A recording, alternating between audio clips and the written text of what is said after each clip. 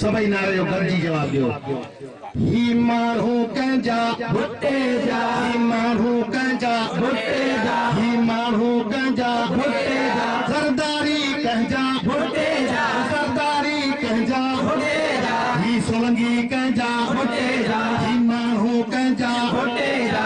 rig कंहिंजा भुट्टे जा बहार कंहिंजा भुट्टे जा बहार कंहिंजा भुट्टे जा ओ चांजा कंहिंजा भुट्टे जा ओ चांजा कंहिंजा भुट्टे जा ओ ही शर कंहिंजा भुट्टे जा हिस्तानी कंहिंजा भुट्टे जा समय पोटा कंहिंजा भुट्टे जा असान कंहिंजा भुट्टे जा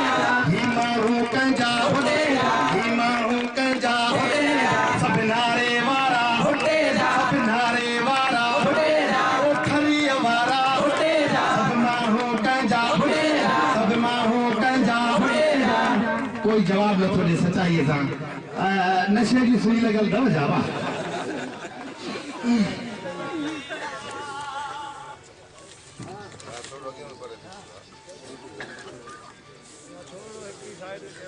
शहीद रानी जे याद में तव्हांखे मां नज़म ॿुधाईंदुसि कातल रे कंध भॼई कीअं तो न्याणी मारी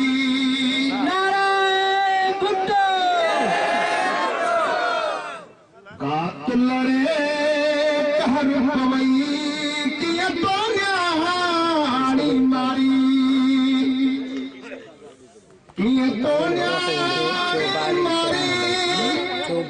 कीअं तो न्याणी मारी ओ कातल रे कंध भॼई कीअं तो न्याणी मारी ही सूर नवी दो सिंध मां ही सूर नवी दो सिंध मां ओ मेरे असां खां सारी ओ कातल रे कहर पवई कीअं तो न्याणी मारी मज़लूमन जी हुई माया साकिन जी हुई साह शरीर मज़लूमन जी हुई माया साकिन जी हुई साह शरीर हिन सिंधुअ जे देवीअ खे क़ैद कयो कंहिं तक़दीर हिन सिंधुअ जे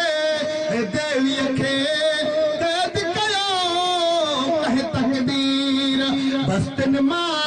बहारूं वयूं चरागा सभई विसामी विया पखियड़ा पिया राजा प्यासी उदासी से उॾामी विया पवन था पूर मुंहुं पल पल पवन था पूर मुंहुं पल पल छो न गुनियाणी मारी ओ कातल रे कंध भॼई कीअं तो न्याणी मारी कातल रे कहर पवई कीअं तो न्याणी मारी सिंधुअ जी हीअ न्याणी सूरन लाइ समाणी सिंधुअ जी हीअ न्याणी सूरन लाइ समाणी कॾहिं मंझको टक ॼाणी कॾहिं चला वतन राणी कॾहिं फांसी जे फंदे ते खणी बाबा खे चाढ़ियो वियो हू फिनकीस कयो केॾो ॿिन्ही भाउनि खे मारियो वियो लुछी हिन लाश घोटनि जा लुछी हिन लाश घोटनि जा खया मुंड मोचारी ओ कातल रे कहर पवई कीअं तो न्याणी मारी धरतीअ जे सीने ते मींहं उठा गाह फुटा आओ राणी मारवड़ा रोज़ रुअन था सागी न तात खुटे